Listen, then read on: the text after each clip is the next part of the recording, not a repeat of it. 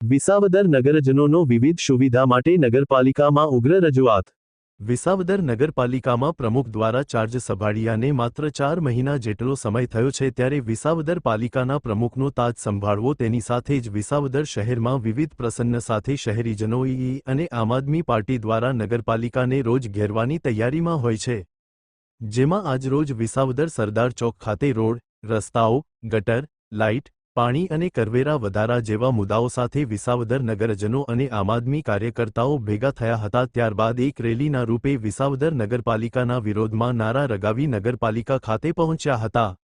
જ્યાં નગરપાલિકા પ્રમુખ તેમજ સભ્યોને તમામ બાબતો વિશે ઉગ્ર રજૂઆતો કરી હતી, જેમાં મુખ્ય કરવેરો ઘટાડવો અને સ્મશાન રોડ ઉપર આવેલ પેશકદમી દૂર કરવાની માંગ કરી હતી। જ્યારે પ્રમુખ દ્વારા પોતાની જવાબદારી મુજબ લેખિતમાં ઉપલા અધિકારી સુધી આ લેખિત મોકલી આપેલનું જણાવ્યું હતું, તેમજ વેરા ઘટાડવા માટે આવનાર સમયમાં જનરલ બોર્ડની મીટિંગમાં ઠરાવ કરીને યોગ્ય કરવાની ખાતરી આપી હતી। હું રમેશ માંગરોલિયા, વિસાવદર નગરપાલિકા ઉપપ્રમુખ, આજ રોજ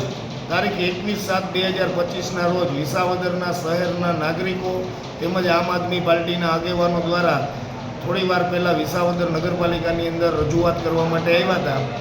એ રજૂઆત અમે શાંતિથી સાંભળી અને ટૂંક સમયની અંદર જે રજૂઆત આવી છે એને કર્મચારીને આદેશ કરી અને નિકાલ કરવાની સૂચના પણ આપી દીધી છે।